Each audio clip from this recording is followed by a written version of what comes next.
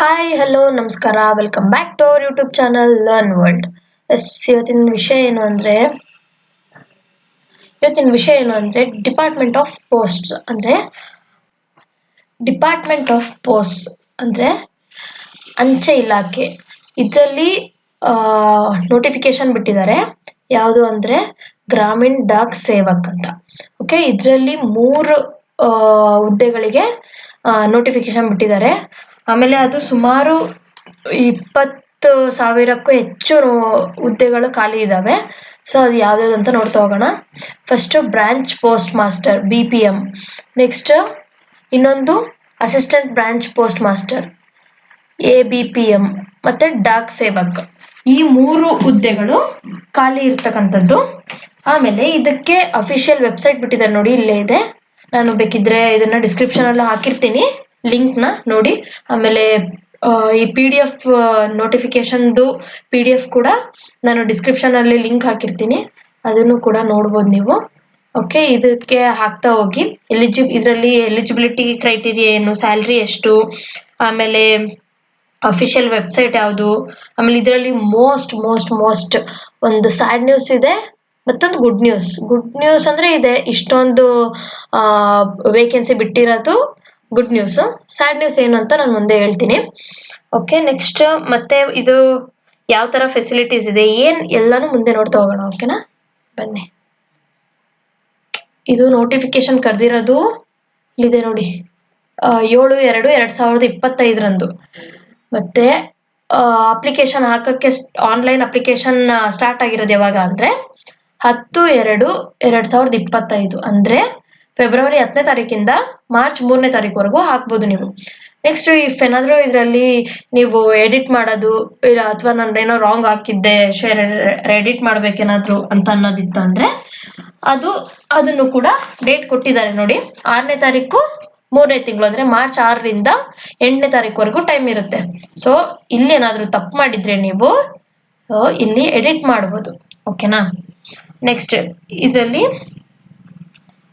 Main important ಅಂದರೆ ಏನು, sad news ಅಂದಲ್ಲ, sad news plus good news ಅಂತಾನು ಅನ್ಕೊಳ್ಳಿ. ಎರಡು ಯಾವ ಥರ ತಗೊಂತೀರಾ, ಪಾಸಿಟಿವ್ ಆಗಿ ತಗೊಳಂಗಿದ್ರೆ ಪಾಸಿಟಿವ್ ಆಗಿ ತಗೊಳ್ಳಿ, ಇಲ್ಲ ನೀವು ಯಾವ ಥರ ನೋಡೋಣ ಹೇಳ್ತೀನಿ ನಾನು ಫಸ್ಟ್, ಆಮೇಲೆ ನಿಮ್ಮ ಮೇಲೆ ಡಿಪೆಂಡ್ ಅದು ಯಾವ ಥರ ತಗೊಂತೀರಾ ಅನ್ನೋದು. ಈ ಹುದ್ದೆಗಳು ಕೇಂದ್ರ ಸರ್ಕಾರದ ಹುದ್ದೆಗಳಲ್ಲ, ಅಂದರೆ not regular employee of the department. Okay, ಈ ಹುದ್ದೆಗಳು ಕೇಂದ್ರ ಸರ್ಕಾರದ ಅಥವಾ ಏನು ಎಂಪ್ಲಾಯ್ ಆಫ್ ದ ಡಿಪಾರ್ಟ್ಮೆಂಟ್ ನೋಡಿ, ಇಲ್ಲಿದೆ ನೋಡಿ ನೋಟಿಫಿಕೇಶನ್ ಇಲ್ಲಿ, not regular employee of the department or central government and their emoluments. ಓಕೆನಾ. ಓಕೆ, ಇದರಲ್ಲಿ ಏನಿದೆ ಅಂದರೆ ನೋಡ್ಕೊಳ್ಬೇಕಿದ್ರೆ, ಇದರಲ್ಲಿ ಏನಿದೆ ಅಂದರೆ ನೀವು ಜಸ್ಟ್ 4 to 5 hours, ಮ್ಯಾಕ್ಸಿಮಮ್ ಅಂದರೆ 5 hours, 3 to 4 or 4 to 5 hours work ಮಾಡೋದು. ಒಂಥರ ಪಾರ್ಟ್ ಟೈಮ್ ಜಾಬ್ ಇದ್ದಂಗೆ, ನೀವು ಬೇಕಿದ್ರೆ ಬೇರೆ ಆಮೇಲೆ ಮಾಡ್ಕೊಂಡ್ಲೂಬಹುದು.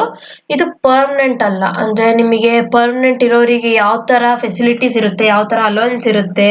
ಈಗ ಪೋಸ್ಟ್ ಮ್ಯಾನ್ ಆರ್ ಪೋಸ್ಟ್ ಆಫೀಸಲ್ಲಿ ವರ್ಕ್ ಮಾಡೋರಿಗೆ ಯಾವ ರೀತಿ ಫೆಸಿಲಿಟೀಸ್ ಅಲೋವೆನ್ಸ್ ಎಲ್ಲ ಇರುತ್ತಲ್ಲ, ಆ ಥರದ್ದು ಈ ಜಾಬ್ಗಳಿಗೆ ಯಾವುದೇ ರೀತಿ, ಈ ಜಾಬಲ್ಲಿ ಸೆಲೆಕ್ಟ್ ಆಗೋರಿಗೆ ಯಾವುದೇ ರೀತಿ ಅಲೋವೆನ್ಸ್ ಆಗಿರಲಿ ಅಥವಾ ಏನು ಫೆಸಿಲಿಟೀಸ್ ಆಗಿರಲಿ ಏನು ಸಿಗೋದಿಲ್ಲ. ಯಾವರಿಗೆ ಈಗ ಆಲ್ರೆಡಿ ವರ್ಕ್ ಮಾಡ್ತಿದಾರಲ್ಲ ಅವ್ರಿಗೆ ಸಿಗೋ ಥರ, ಪೋಸ್ಟ್ ಆಫೀಸಲ್ಲಿ ವರ್ಕ್ ಮಾಡ್ತಿರೋರಿಗೆ, ಪೋಸ್ಟ್ ಮ್ಯಾನ್ಗಳಿಗೆ, ಈ ಥರ ವರ್ಕ್ ಮಾಡ್ತಿರೋರಿಗೆ ಅವ್ರಿಗೆ ಸಿಗೋ ಥರ ಅಲೋವೆನ್ಸ್ ಆಗಲಿ ಫೆಸಿಲಿಟೀಸ್ ಆಗಲಿ ಈಗ ಸೆಲೆಕ್ಟ್ ಆದವರಿಗೆ ಸಿಗಲ್ಲ. ಅಂದರೆ ಇದರಲ್ಲಿ ಈ ಒಂದು ನೋಟಿಫಿಕೇಶನ್ ಕೊಟ್ಟಿರೋದು ಇದು ಪರ್ಮನೆಂಟ್ ಅಲ್ಲ.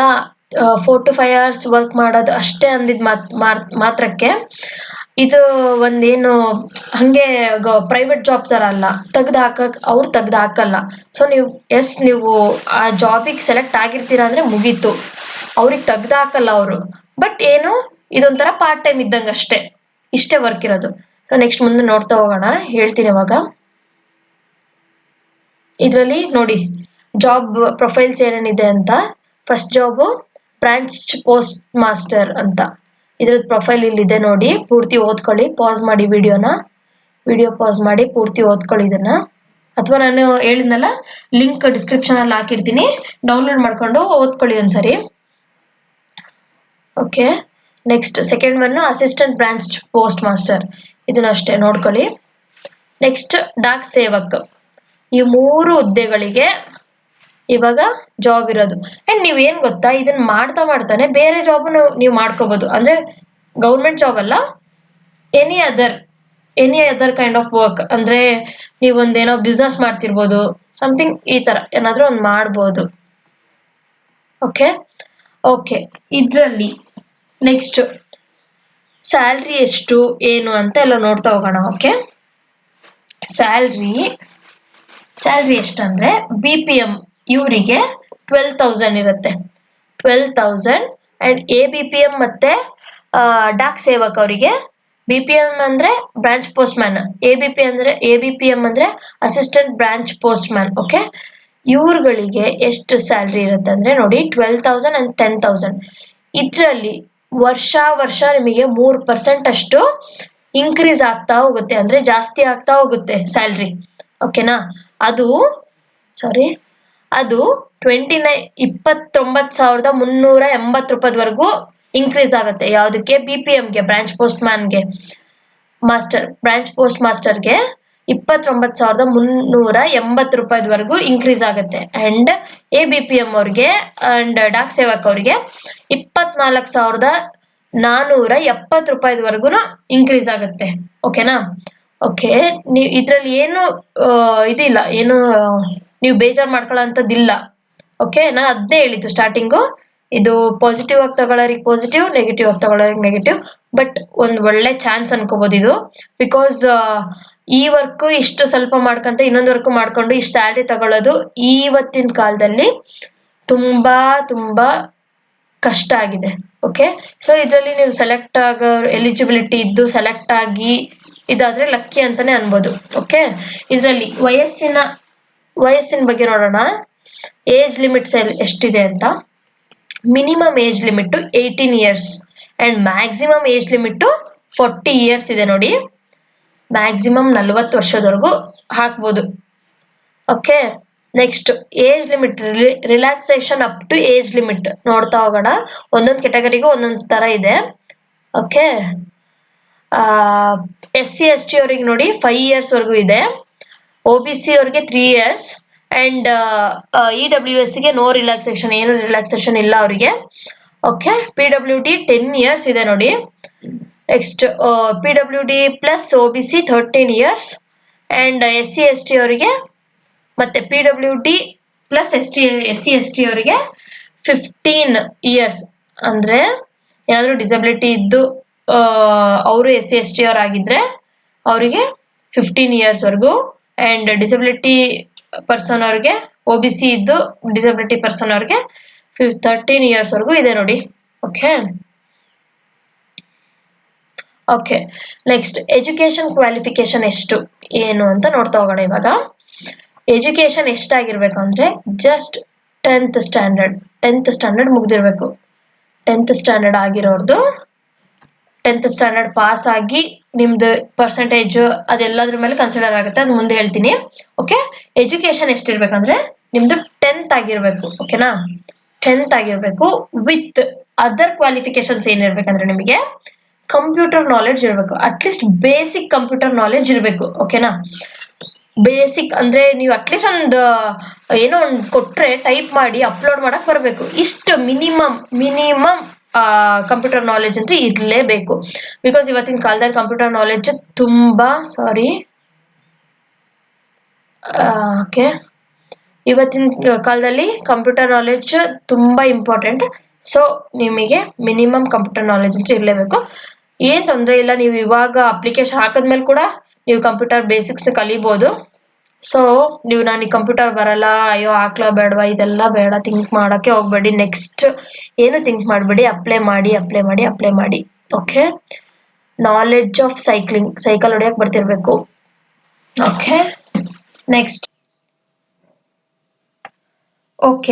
ನೆಕ್ಸ್ಟ್ ಸೆಲೆಕ್ಷನ್ ಪ್ರೊಸೆಸ್ ಹೆಂಗಿರುತ್ತೆ ಅಂತ ಅಂದ್ರೆ ನಿಮ್ಮ ಮೆರಿಟ್ ಲಿಸ್ಟ್, ಆಮೇಲೆ ನಿಮ್ದು ಎಷ್ಟು ಮಾರ್ಕ್ಸ್ ತೆಗ್ದಿರ್ತೀರಲ್ಲ 10th ಅಲ್ಲಿ ಹೈಯೆಸ್ಟ್ ಮಾರ್ಕ್ಸ್ ತೆಗ್ದಿರೋರ್ದು ಇದಾಗೋದು ಏನು ಸೆಲೆಕ್ಟ್ ಆಗೋದು, ಅದು ಅವ್ರನ್ನ ಅಷ್ಟೇ ಒಂದು ಸಪ್ರೇಟ್ ಶಾರ್ಟ್ ಲಿಸ್ಟ್ ಮಾಡಿರ್ತಾರೆ. ಓಕೆ, ಆ್ಯಂಡ್ ಇನ್ನೊಂದು ಏನಂದರೆ ಈ ವರ್ಕ್ ಎಲ್ಲ ಹಳ್ಳಿಯಲ್ಲಿ ವರ್ಕ್ ಮಾಡೋದಾಗಿರುತ್ತೆ. ಅಂದರೆ ಪೋಸ್ಟ್ ಆಫೀಸ್ ಸರ್ವಿಸ್ನ ಪ್ರಮೋಟ್ ಮಾಡೋದು, ಪೋಸ್ಟ್ಗಳನ್ನ ಮನೆಗೆ ತಲುಪಿಸೋದು, ಈ ಥರ ವರ್ಕ್ ಆಗಿರುತ್ತೆ ಇದು. ಓಕೆ,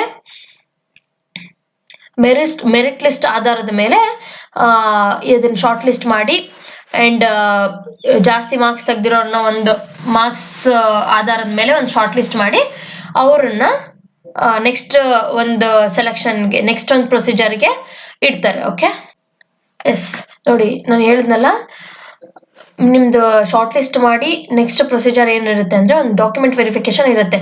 ಯಾರ್ಯಾರು ಸೆಲೆಕ್ಟ್ ಆಗಿರ್ತಾರೆ, ಯಾರ್ಯಾರು ಶಾರ್ಟ್ ಲಿಸ್ಟ್ ಆಗಿರ್ತಾರಲ್ಲ ಅವ್ರದ್ದೆಲ್ಲ ಒಂದು ಡಾಕ್ಯುಮೆಂಟ್ ವೆರಿಫಿಕೇಶನ್ ನಡೆಯುತ್ತೆ. ಆ ಡಾಕ್ಯುಮೆಂಟ್ ವೆರಿಫಿಕೇಶನಲ್ಲಿ ಏನೇನಿರಬೇಕು ಅಂತ ನೋಡೋಣ. ಓಕೆ, ನೋಡಿ, ಮಾರ್ಕ್ ಶೀಟ್ ಅಂದರೆ ನೀವು 10th ಮಾರ್ಕ್ ಶೀಟ್ ಇರುತ್ತಲ್ಲ, ಒರಿಜಿನಲ್ ಮಾರ್ಕ್ ಶೀಟ್ ಇರಬೇಕು. ಅಥವಾ ಅವ್ರು ಹೆಂಗೆ ಕೇಳ್ತಾರೋ ಹಂಗೆ ನೀವು ಅಪ್ಲಿಕೇಶನ್ ಹಾಕಬೇಕಾದ್ರೆ ಏನೇನು ಹಾಕಿರ್ತೀರಲ್ಲ ಅವೆಲ್ಲ ಪ್ರೂಫ್ಗಳು ಒರಿಜಿನಲ್ ಆಗಿ ನೀವು ಡಾಕ್ಯುಮೆಂಟ್ ವೆರಿಫಿಕೇಶನ್ಗೆ ತಗೊಂಡು ಹೋಗ್ಬೇಕು. ಆಮೇಲೆ ಐಡೆಂಟಿಟಿ ಪ್ರೂಫ್ ಒಂದಿರಬೇಕು, ಕ್ಯಾಸ್ಟ್ ಸರ್ಟಿಫಿಕೇಟ್ ಇರಬೇಕು, PWD ಸರ್ಟಿಫಿಕೇಟ್ ಇದ್ರೆ ನೀವು ಮಾಡಿಸಿದ್ರೆ ಅದಕ್ಕೆ ಅಪ್ಲೈ ಎಲಿಜಿಬಲ್ ಇದ್ರೆ ಅದು ಇರಬೇಕು, EWS ಸರ್ಟಿಫಿಕೇಟ್ ಅದಕ್ಕೆ ಎಲಿಜಿಬಲ್ ಇದ್ರೆ ಅದು ಇರಬೇಕು. ನೆಕ್ಸ್ಟ್ ನೀವು ಟ್ರಾನ್ಸ್ಜೆಂಡರ್ ಆಗಿದ್ರೆ ಅದ್ರ ಸರ್ಟಿಫಿಕೇಟ್ ಇರಬೇಕು, ಡೇಟ್ ಆಫ್ ಬರ್ತ್ ಪ್ರೂಫ್ ಇರಬೇಕು, ಆ್ಯಂಡ್ ಮೆಡಿಕಲ್ ಸರ್ಟಿಫಿಕೇಟ್ ಒಂದು. ನೀವು ಮೇನ್ ಥಿಂಗ್ ಇದು, ನೀವು ಒಂದು ಗೌರ್ಮೆಂಟ್ ಹಾಸ್ಪಿಟಲ್ ಎಲ್ಲ ಅಥವಾ ಅಲ್ಲೆಲ್ಲಾದರೂ ಹೋಗಿ ಗೌರ್ಮೆಂಟ್ ಹಾಸ್ಪಿಟಲಲ್ಲಿ ಹೋಗಿ ನಿಮ್ದೊಂದು ಮೆಡಿಕಲ್ ಸರ್ಟಿಫಿಕೇಟ್ ತೊಗೊಂಡು ಬರಬೇಕು. ಅಂದರೆ ನಾನು ಯಾವುದೇ ನಿಮ್ದು ಹೆಲ್ತ್ ಬಗ್ಗೆ ನೀವು ಹಾಸ್ಪಿಟಲ್ಗೆ ಹೋಗಿ ಒಂದು ಮೆಡಿಕಲ್ ಸರ್ಟಿಫಿಕೇಟ್ ಒಂದು ತಗೊಂಡು ಬರಬೇಕು. ಇಷ್ಟೂ ಡಾಕ್ಯುಮೆಂಟ್ ವೆರಿಫಿಕೇಶನ್ಗೆ ಇರುತ್ತೆ. ಆ್ಯಂಡ್ ನೆಕ್ಸ್ಟ್ ಏನಂದರೆ, ನೀವು ಇದೆಲ್ಲಾದರೂ ಮೆಡಿಕಲ್ ಸರ್ಟಿಫಿಕೇಟ್ ಇದೆಲ್ಲ ಡಾಕ್ಯುಮೆಂಟ್ ವೆರಿಫಿಕೇಶನ್ ಆಗಿ ನೀವು ಸೆಲೆಕ್ಟ್ ಆದಮೇಲೆ ನಿಮಗೆ 30 ದಿನಗಳ ಕಾಲ ಟೈಮ್ ಇರುತ್ತೆ. ಓಕೆ, 30 ದಿನ ಟೈಮ್ ಇರುತ್ತೆ. ಅಷ್ಟರೊಳಗೆ ನೀವು 30 ದಿನದಲ್ಲಿ ನೀವು ಜಾಯ್ನ್ ಆಗಬೇಕು. ಅದಕ್ಕಿಂತ ಜಾಸ್ತಿ ಆಗಿ ನೀವಿನ್ನೂ ಜಾಯ್ನ್ ಆಗಿಲ್ಲ ಅಂತ ಅಂದರೆ ನಿಮ್ಮ ಒಂದು ಸೆಲೆಕ್ಷನ್ ಆಗಿರೋದು ಏನು ಇರುತ್ತಲ್ಲ ಆ ಸೆಲೆಕ್ಷನ್ ಪ್ರೊಸೆಸ್ನ ಕ್ಯಾನ್ಸಲ್ ಮಾಡ್ತಾರೆ. ನೀವು ಸೆಲೆಕ್ಟ್ ಆಗಿರೋ ನಿಮ್ಮ ಇದನ್ನ ಸೀಟ್ನ ಕ್ಯಾನ್ಸಲ್ ಮಾಡ್ತಾರೆ. ಓಕೆ, ಸೊ 30 ದಿನದೊಳಗೇನೆ ನೀವು ಹೋಗಿ ಸೆಲೆಕ್ಷನ್ ಪ್ರೊಸೆಸ್ಗೆ ಅಂದರೆ ಜಾಯ್ನ್ ಆಗಬೇಕು ನಿಮ್ಮ ಒಂದು ಕೆಲಸಕ್ಕೆ. ಓಕೆ, ಅವ್ರು ಡೇಟ್ ಕೊಟ್ಟಿರ್ತಾರೆ, ನೀವು ವೆರಿಫಿಕೇಶನ್ಗೆ ಹೋದಾಗೆ ಡೇಟ್ ಕೊಟ್ಟಿರ್ತಾರೆ. ಇಫ್ ನೀವು ಸೆಲೆಕ್ಟ್ ಆಗಿದ್ರೆ ಸೊ 30 ದಿನದೊಳಗನೆ ಹೋಗಿ ಜಾಯ್ನ್ ಆಗಿ. ಆ್ಯಂಡ್ ಅವಾಗ 3 ದಿನ ಬೇಸಿಕ್ ಟ್ರೈನಿಂಗ್ ಅಂತ ಕೊಡ್ತಾರೆ. ಓಕೆ, ಬೇಸಿಕ್ ಟ್ರೈನಿಂಗ್ ಅಂತ ಕೊಡ್ತಾರೆ. ಅದಾದಮೇಲೆ arrangement of accommodation etcetera. Okay, ಇದೆಲ್ಲನೂ ಇರುತ್ತೆ. ಆ್ಯಂಡ್ ABPMಗೂ ಅಷ್ಟೇ ಸೇಮ್. ಆಮೇಲೆ ಡಾಕ್ ಸೇವಕ್ ಇವೆರಡಕ್ಕೂ ಸೇಮ್ 30 ದಿನ ಟೈಮ್ ಇರುತ್ತೆ. ಅಷ್ಟರೊಳಗೆ ಹೋಗಿ ನೀವು ಜಾಯ್ನ್ ಆಗಬೇಕಷ್ಟೆ. ಇನ್ಸ್ಟ್ರಕ್ಷನ್ ಫಾರ್ ಅಪ್ಲಿಕೆಂಟ್ಸ್ ಅಂದರೆ ನೋಡಿ, ನಿಮಗೆ ಇನ್ಸ್ಟ್ರಕ್ಷನ್ ಕೊಟ್ಟಿದ್ದಾರೆ, ಇದನ್ನು ಚೆನ್ನಾಗಿ ಓದ್ಕೊಳ್ಳಿ. ಚೆನ್ನಾಗಿ ಓದ್ಕೊಂಡ್ಬಿಟ್ಟು ರಿಜಿಸ್ಟರ್ ಆಗಿ. ರಿಜಿಸ್ಟ್ರೇಷನ್ ಮಾಡೋದು ಹೆಂಗೆ ಏನು ಅಂತ ಇದೆಲ್ಲ ಕೊಟ್ಟಿದ್ದಾರೆ ನೋಡಿ. ಅಫಿಷಿಯಲ್ ವೆಬ್ಸೈಟಲ್ಲಿ ಹೋಗಿ ನೀವು ರಿಜಿಸ್ಟರ್ ಆಗಬೇಕು. ಯಾವುದ್ಯಾವುದೋ ವೆಬ್ಸೈಟ್ ಸಿಕ್ತು ಅಂತ ಅದರಲ್ಲಿ ಈಸಿಯಾಗಿ ಅಪ್ಲೈ ಮಾಡ್ಬೋದು. ಇದೆಲ್ಲ ಮಾಡೋಕ್ಕೆ ಹೋಗ್ಬಿಡಿ, ನೀಟಾಗಿ ಅಪ್ಲೈ ಮಾಡಿ. ಆ್ಯಂಡ್ ನೀವೇನು ಡೂಪ್ಲಿಕೇಟ್ ಏನಾದರೂ ರಿಜಿಸ್ಟರ್ ಮಾಡಿದ್ರೆ ಅವರು ಯಾವುದೇ ಕ್ಷಣದಲ್ಲಿ ಬೇಕಾದರೂ ನಿಮ್ಮನ್ನು ತೆಗೆದು ಹಾಕ್ಬೋದು. ಸೆಲೆಕ್ಷನ್ ಪ್ರೊಸೆಸ್ಸಿಂದ ನಿಮ್ಗೆ ತೆಗೆದು ಹಾಕ್ಬೋದು. ಸೊ ಕೇರ್ಫುಲ್ಲಾಗಿ ಹುಷಾರಾಗಿ ನಿಮ್ಮ ಒರಿಜಿನಲ್ ಡಾಕ್ಯುಮೆಂಟ್ಸ್ನ ಸ್ಕ್ಯಾನ್ ಮಾಡಿ ಅಪ್ಲೋಡ್ ಮಾಡೋದು ಇದೆಲ್ಲ ಮಾಡಿ.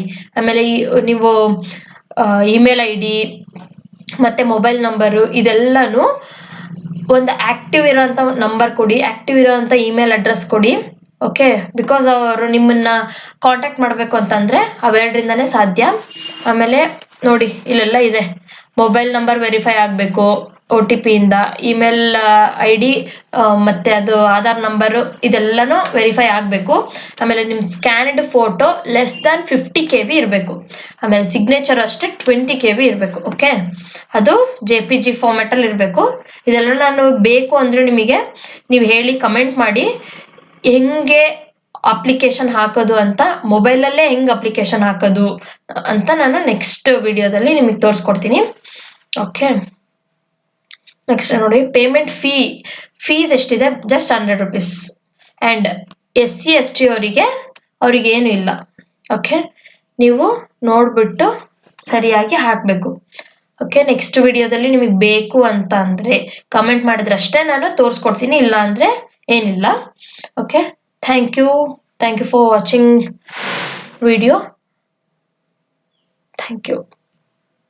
ನಿಮಗೆ ಈ ವಿಡಿಯೋ ಇಷ್ಟ ಆಗಿದ್ರೆ, ಯೂಸ್ಫುಲ್ ಅನಿಸಿದರೆ ವಿಡಿಯೋ ಲೈಕ್ ಮಾಡಿ, ಶೇರ್ ಮಾಡಿ, ಕಮೆಂಟ್ ಮಾಡಿ.